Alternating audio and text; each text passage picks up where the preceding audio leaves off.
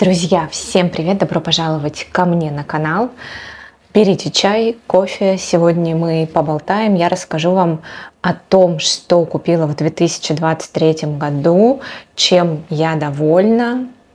А довольна я абсолютно всем, если честно, ни о чем не жалею. Возможно, только о том, что в году так мало дней, что я не успеваю поносить всю свою коллекцию, все новые свои ароматы. Вот единственное, что меня печалит, у меня теперь так много классных ароматов. Я вот прям твердо могу сказать, что я умею выбирать ароматы. И поэтому очень жаль, что так мало дней в году. Потому что я не успеваю. Вот мое сожаление единственное. Все, друзья, погнали. Я не буду, если честно, очень сильно подробно про каждый аромат рассказывать, их очень много. У меня есть видео на канале, естественно, о каждом аромате подробно, поэтому давайте просто поболтаем. И я их по категориям буду обозревать. И сначала по брендам, потому что есть бренды, которые я, правда, как-то полюбила. И первый Нарцисса Родригес, его я полюбила давно, но в этом году получилось, что я купила целых 4 аромата. Это Pure Musk, и это повседневный аромат, он такой цветочный, мягкий, довольно абстрактный. Я чувствую тут белые цветы. Для меня, если говорить о цветочности, то скорее это белоцветочность. Но конкретно какие-то, назвать я не могу. Там даже в пирамиде заявлены цветочные ноты на каждый день. Аромат чистоты, аромат дорогого уходового средства, крема. И он очень стойкий, очень шлейфовый. Рекомендую. По мне так это вот сексуальный аромат. Давайте дальше. Продолжим Родригесом. И это новиночка 2023 года. Это выпуск Forever. Он посвящен юбилею аромата Фохё. Она такая более летняя по звучанию. Ее можно на самом деле носить и зимой, и когда угодно. Просто здесь добавлены ноты франгипани. Он очень шлейфовый. На каждый день, я не знаю, я не уверена, что это можно носить каждый день, особенно в какие-то помещения закрытые, в офис, например, я не уверена.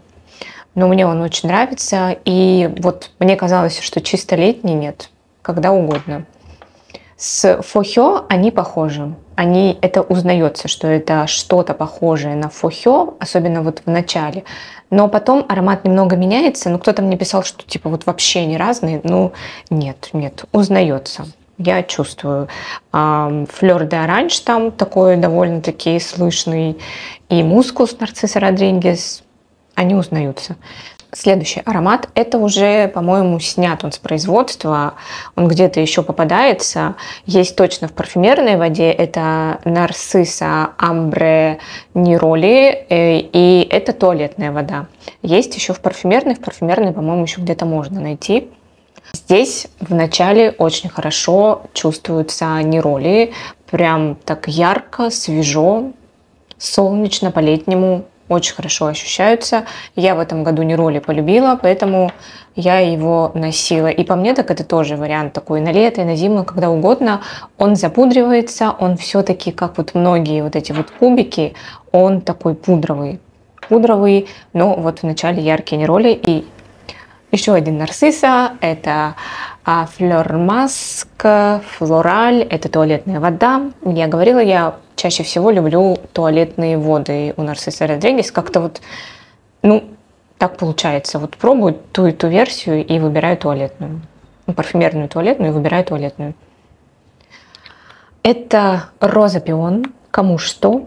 Я соглашусь скорее, что это то, что называется питалия, такая смесь розы и пиона, очень свежая, очень девичья, и аромат на мне прекрасно звучал летом, он очень стойкий, шлейфовый, он выдерживал жару, и здесь есть немножечко, по-моему, розовый перец, и вот он добавляет аромату такую пикантность, мускус Нарцисса Родригес. и тоже запудривается, но меньше, чем парфюмерная вода. Он менее сладкий, чем парфюмерная вода. Здесь есть бергамот освежающий, поэтому аромат хорошо освежал летом. И он такой тоже на тему ухода, но уже с явной нотой розы и пиона. Так, и следующий бренд. Давайте прям все-таки по брендам. Сначала я познакомилась с этим ароматом от Леванти. Это Туту Грити. Это Туту, который в розовом флаконе. Я его носила летом и довольно-таки много сносила. Он очень хорошо освежал. Он такой фруктовый взрыв. И здесь есть... Ну вот мускус, кому-то вот кто-то говорит, что вот как в кирке, и его невозможно носить. Мне все возможно, мне нормально, особенно в жару. Это тот аромат, который вот такой кислинкой, напоминающий мне яблочную пастилу, такую терпкую, сладковатую, освежающую. Вот он меня освежал летом и никуда вообще не девался. Очень долго держался, и вот летом именно вот эта кислинка была слышна, фруктовая. Очень мне летом он нравился. Еще у меня есть, так, у меня еще есть целых три Грити. Это Туту Бланк.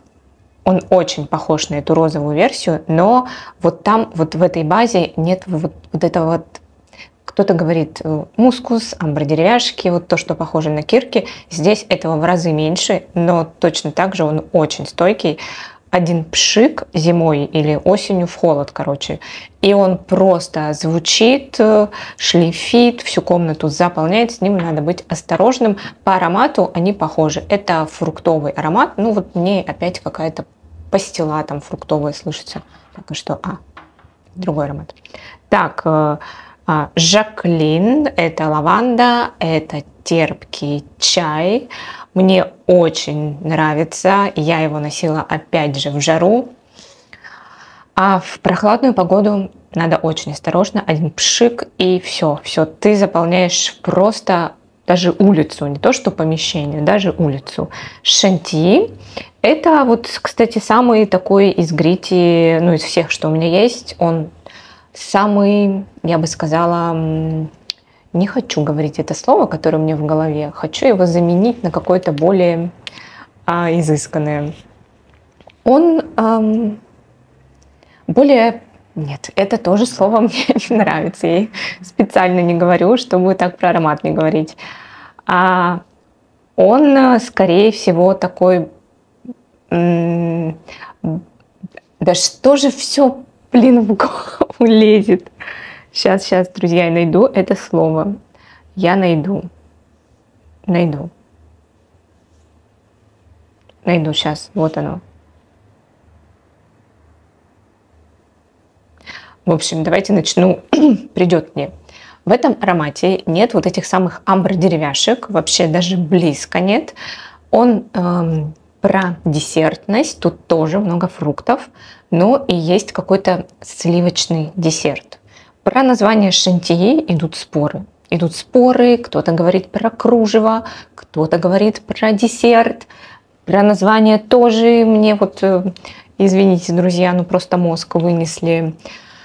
Вот, в общем, но вот где вот вокруг споры и названия и того, чему он посвящен, совершенно не отражает его внутреннюю простоту. Блин, все равно сказала это слово. Ну, это такая, знаете, хорошая простота, без каких-то нишевых наворотов, без того, что там либо любовь, либо ненависть.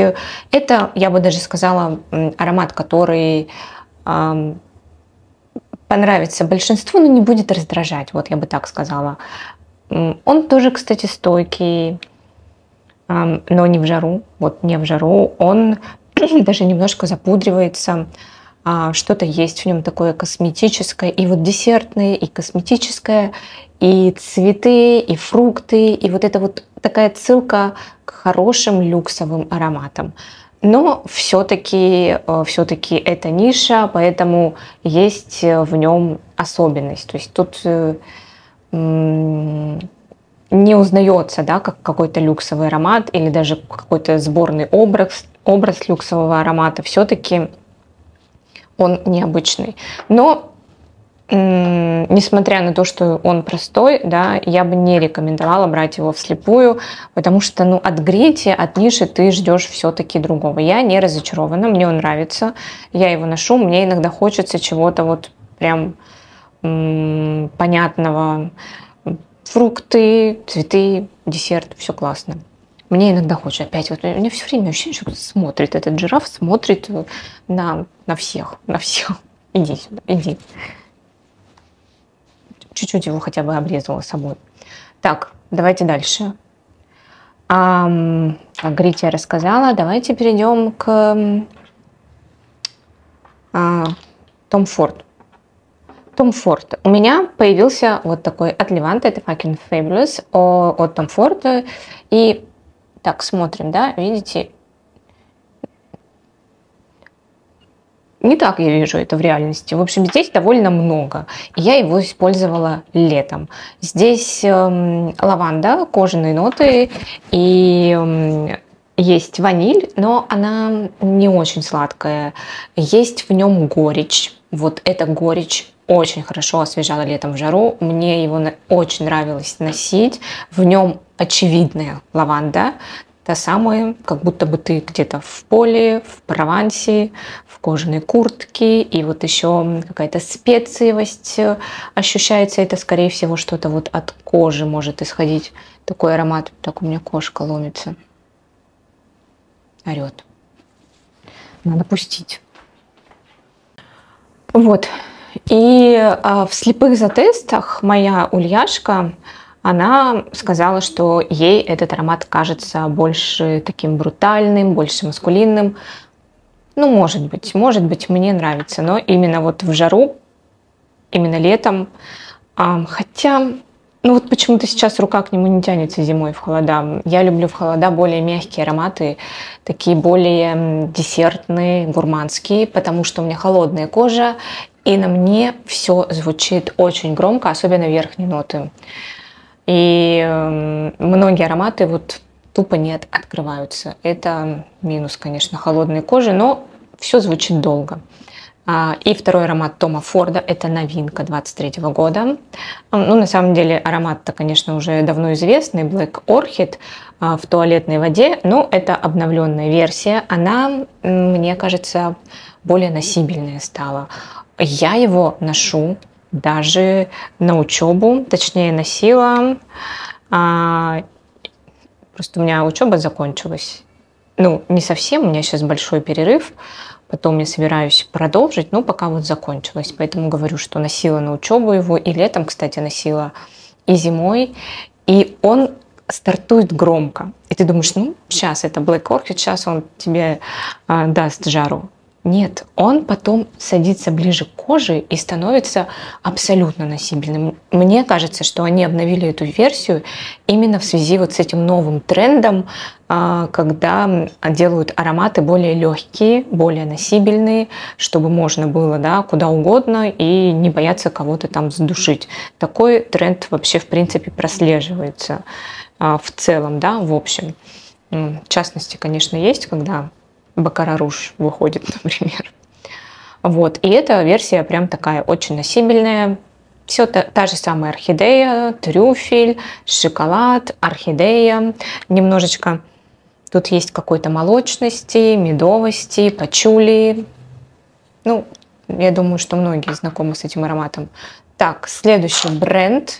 Это, опять же, в этом году я познакомилась. Это синонимы Роджер 01, ношу его сейчас. Для меня это просто аромат новогодних праздников, рождественских, уютный, домашний. Ну что, зай?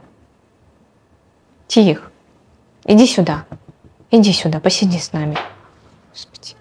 Ну иди, посиди с нами, иди, посиди. Посидишь?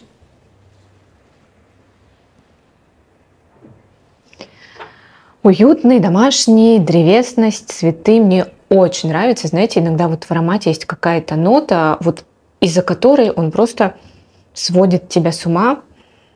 вот какая-то прям деталь. Здесь это солоноватый сандал. Не рассольный, а именно есть в нем немножечко такая, ну, солоноватый аспект. Не знаю, как это по-другому можно сказать. Но в то же время цветы, древесность, медовость, специевость. И он, ну, прям Новый год. Я не знаю, как вот после Нового года будет ли тянуться к нему рука, но он такой прямо согревающий. И еще один аромат — это Луис 01. Вишня. Вишня, которая такая немного кисленькая, она прям очень хорошо слышна на протяжении всего аромата.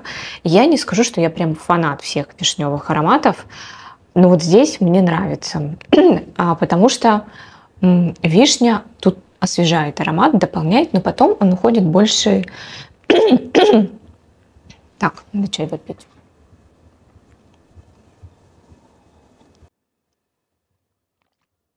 Потом он уходит больше в такую кремовость, в десертность. Раньше все смотрели на жирафов, теперь все будут смотреть на Тиху. В кремовость, в такую, в десертность. Он, опять же, вот для меня я его летом носила, кстати, я всем говорю. Ну, его можно носить когда угодно, но летом я больше слышала вишню. Она прям такая освежающая, кисленькая была. А сейчас я больше слышу что-то такое теплое, десертное, обволакивающее. Тут есть специевость, но она не на первом месте. И немножечко есть такой нотки,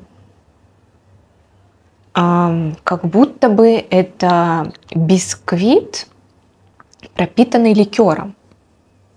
Вот, да. То есть не сказать, что это прям нота рома, например, да, а это вот как в тирамису пропитывают бисквит ликером или чем там, коньяком, да, по-моему. Вот здесь какой-то такой же эффект. И сливочность, и вишенка. Ну, прям ей захотелось. Ну, вообще аромат, конечно, не гурманский, он все-таки как парфюм, но вот есть в нем это. Так, что дальше?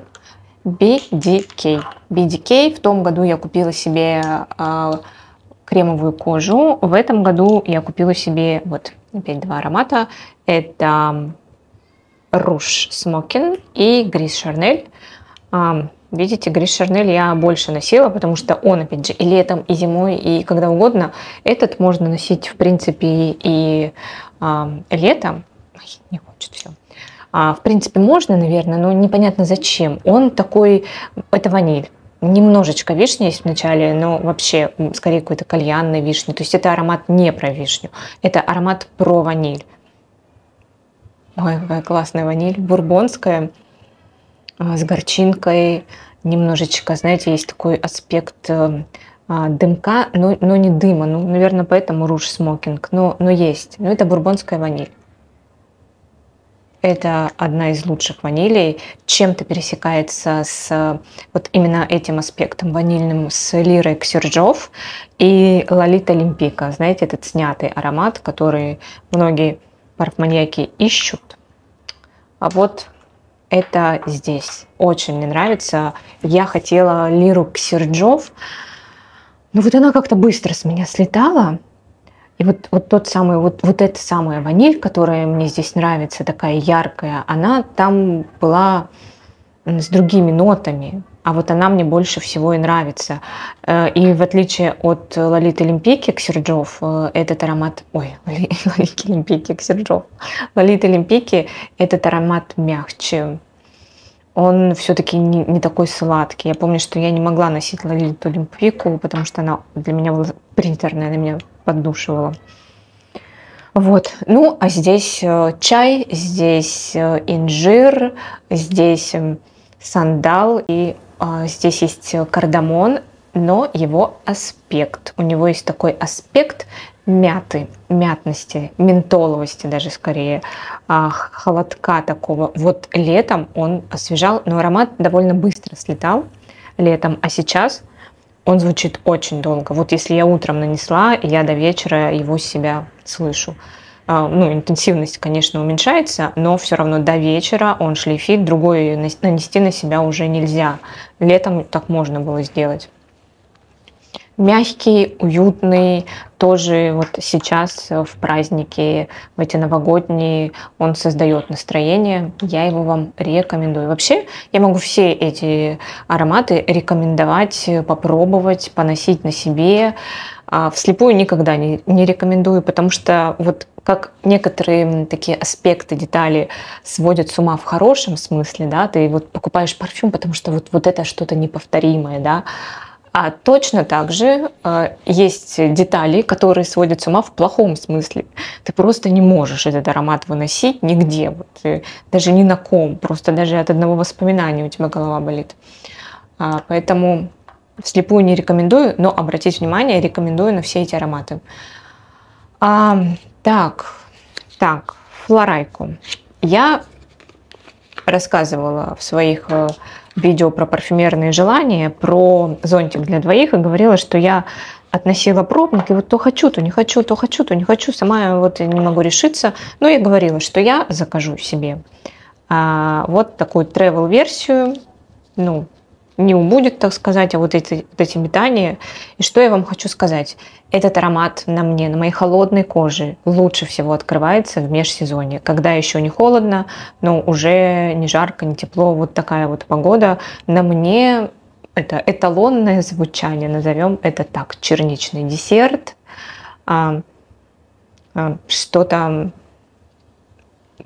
я не знаю, печеньки черничные, вот что-то такое. Ну и картинка такая дорисовывается, уже как будто бы чай. Очень уютный аромат, очень красивый.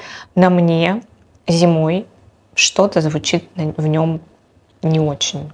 Какая-то такая нота, я уже рассказывала, как будто какой-то пластик с Алиэкспресса, такой, знаете, вот что-то такое на мне почему-то.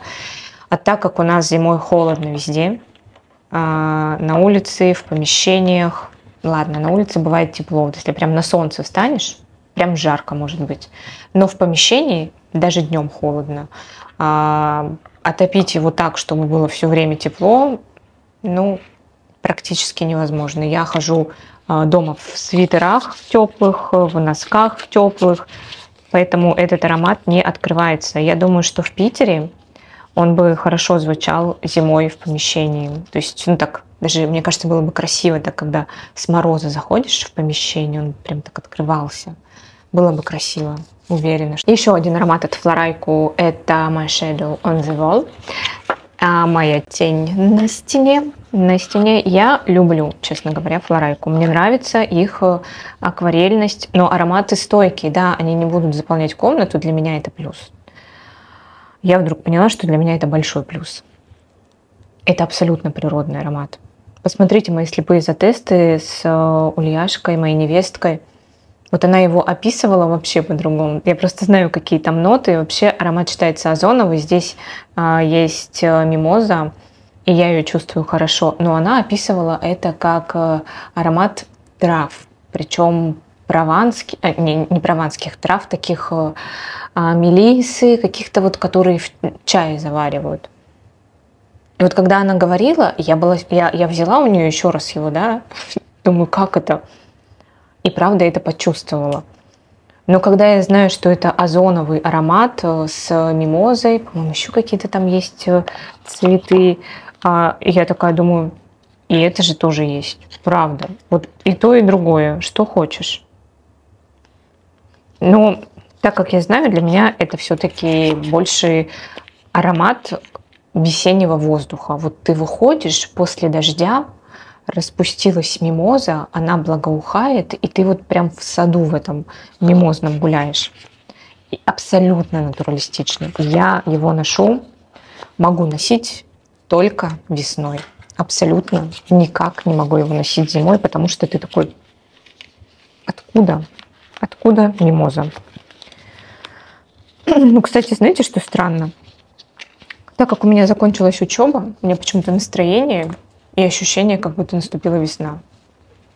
как будто у меня каникулы. Это очень странно. Весеннее настроение. Здравствуйте. Вообще абсолютно, да, ни в одном глазу у меня нет новогоднего настроения.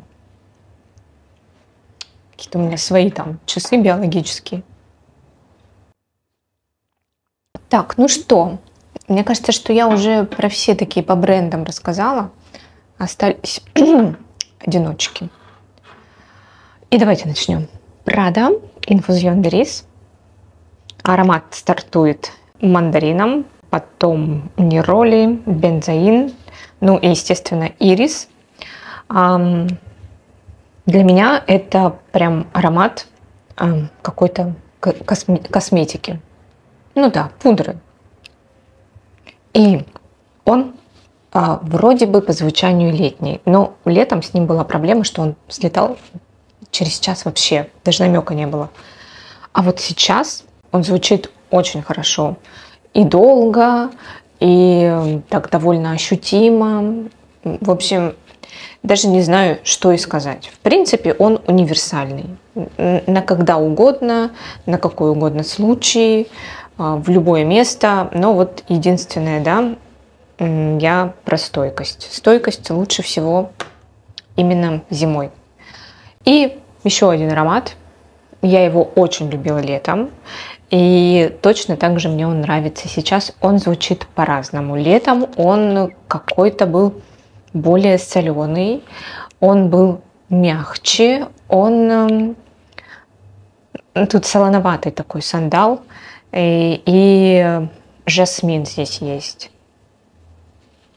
И кто-то говорит про кокос, что он тут чувствует, но я, честно говоря, не очень чувствую тут кокос, именно сандал. И это аромат вроде бы крема для загара, но я люблю такие ароматы зимой. И вот именно сейчас в нем открывается больше его древесная часть. Тут немного, вообще немножечко солоноватый сандал, он больше такой сухой, как будто бы это шкатулка такая из дерева. И есть немножечко молочного аспекта. Он все равно довольно-таки мягкий аромат, обволакивающий, нежный. Но вот сейчас больше в нем древесности, и он намного дольше держится. Летом он все-таки не так хорошо держался. Сейчас намного дольше. Ну, не знаю, полдня точно я его от себя слышу. Может, даже и дольше. Часов 6-7, наверное, точно. Ну, я говорю, на мне зимой больше и дольше ароматы звучат. Так, это просто мой фаворит этого года. Ну, тут, мне кажется, видно, да? Тут видно, что и уже половины нет. Это HFC Nirvanesque. Это, конечно, претендент на флакон. Это, знаете, вот при всей большой коллекции, кстати, в этом проблема, ты иногда просто не знаешь, что надеть. Тебе кажется, вот надену то, и точно пожалею, буду думать, что надо было это. Вот, правда, это проблема. Напишите, у вас есть такая проблема, когда ты подходишь и говоришь, вроде бы и это хочу, и то хочу, но это надену, пожалею, что это, и короче, в итоге думаешь, что вообще ничего не хочу. Но вот этот аромат, он просто спасает. То есть в этот момент я понимаю, что если я надену Nirvanesque, я точно об этом никогда не пожалею, потому что тут просто для меня есть все. Он, кстати, я вот поняла, чем-то похож на мою Putana de Palaces. Он ванильный, здесь есть кожа, в ней тоже есть, причем ваниль здесь больше гурманская, она прям вкусненькая. Тут есть сливочность, похожая чем-то на ту сливочность, которая в Заде Квальтер This is Her. То есть тут такая сборная солянка из многих ароматов, которые я люблю. И у меня ассоциация еще с мороженым в вафельном стаканчике, вот которое тает, вот этот вот аромат вафельного стаканчика и сливочной мороженки, кожаной куртки, весеннего воздуха. Я все время этот аромат так описываю. И ванили. И опять же какая-то непередаваемая нота, вот именно от сочетания всего вот этого. Просто вот Если не знаешь, что надеть, либо не можешь выбрать, вот бери его. Вот он тот единственный. Вот для меня это так. Если вы с ним не знакомы, обязательно потестируйте его. Вдруг тоже случится любовь. Ну, у меня прям любовь, да. Так, что? Ну, осталось всего 2 аромата. Ой, как хорошо. Все-таки хорошо. Я не хотела растягивать прям до бесконечности этот ролик. Это моя любовь. Точно так же, как и Nirvanesco. Да, хотя все в этом году, вот в этом проблема моя любовь. Но этот аромат, он хорош тем, что он на каждый день. Вот его можно вообще смело, не задумываясь, надевать в закрытое помещение. Так сказать, вот в самолет, да, в самолет. Если вы садитесь, понимаете, что людям из него не выйти какое-то время, поэтому надо о них позаботиться. Вот это этот аромат. Пион, персик, кашмиран и амброксан. И вот это очень нежный, очень мягкий и очень легкий аромат. И он звучит очень дорого, очень. Вот несмотря на такую простую пирамиду и вроде бы такое простое звучание, это очень дорого звучащий аромат. Он очень тонкий, изысканный, элегантный, и в то же время в нем есть сексуальность, потому что вот он манит, хочется его, если вот вы чувствуете, вот такой, вот что это, и хочется пойти за этим шлейфом. Вот такой вот это аромат. Мне он очень нравится. Микалев. Это Mon Parfum Gold. И это очень-очень восточный аромат. Вот прям сразу читается восток. Какой-то тут вообще есть слива, но я это слышу больше как чернослив, потому что какой-то есть еще дымок. Немножечко аспект какао или шоколада, древесность, специи. Ну, вот как будто ты идешь по какому-то восточному базару. Вот там все это есть. Аромат очень громкий, очень стойкий. Я его носила в жару, потому что он на мне раскрывался. Сейчас он на мне не очень хорошо открывается. Все-таки, да, ему нужна горячая кожа, либо погода. Amouage. Amouage Journey for Woman. И вот это на мне лучше всего звучит в холод. Лучше бы даже прям в мороз. Это аромат картина. Как будто бы ты находишься где-то в горах, на лугу. Там родниковая вода, там желтые цветы, есть мимоза. Тут очень хорошо слышен персик, мед. О боже, это очень красиво. Есть люди, которые не понимают и говорят, что это какой-то просто персик. Я не знаю, может, правда очень сильно зависит от кожи. На моей коже вот он открывается вот так вот. Очень красиво. И цветочно, и свежо, и как будто бы вот в нем есть этот воздух и родниковая вода. Аромат для меня очень природный, и он не похож на Amouage. Что? Пульт вылезает от кондиционера. Предатель. Картинку мне все испортил. Он не похож на остальные Amouage именно вот такой своей какой-то... Опять не хочется это слово. Это хорошее слово. Хорошая простота, и это иногда очень хорошее слово, да? Все гениальное просто. Вот. И про Шантии тоже. Помните, что вот я это имела в виду. Ну что, ну вот и все. Ура! Ура! Друзья, напишите мне, как у вас с новогодним настроением. У меня, видите, вот внезапно настроение какое-то весеннее случилось. Куда мне его теперь? Куда мне с ним? Тут Новый год у нас скоро. Не знаю, что делать. Пишите в комментариях, что делать в этом случае, куда бежать, где новогоднее настроение раздают. Я знаю, что есть ароматы новогодние, но видите, мне наоборот как-то тянет на какие-то весенние. Пишите, что у вас настроение, где собираетесь праздновать Новый год, я не знаю. Абсолютно. У меня нет плана. Это будет импровизация. Но я уверена, что все будет хорошо, все будет просто чудесно, чего и вам желаю, уверенности в себе, потому что это самое главное, друзья, это самое важное, верить себе, а как там будут складываться обстоятельства, да, что зависит от нас, что не зависит, это уже как получится. Как-то я начала, да, с позитива, а потом меня куда-то понесло. В общем, друзья, самое главное и самое основное — это верить в себя, доверять себе, и тогда все будет хорошо. Вот это внутреннее ощущение наполненности, тепла по отношению к себе, оно залог того, что вы сможете отдавать тепло и другим людям, и оно все равно вернется, все будет хорошо. Я вам обещаю, все, всего вам хорошего, доброго, светлого. Я не знаю, выйдет ли у меня еще видео до Нового года. Надеюсь, что да. Но в любом случае, с наступающим вас, всего вам самого лучшего. Всех целую, обнимаю, всем пока.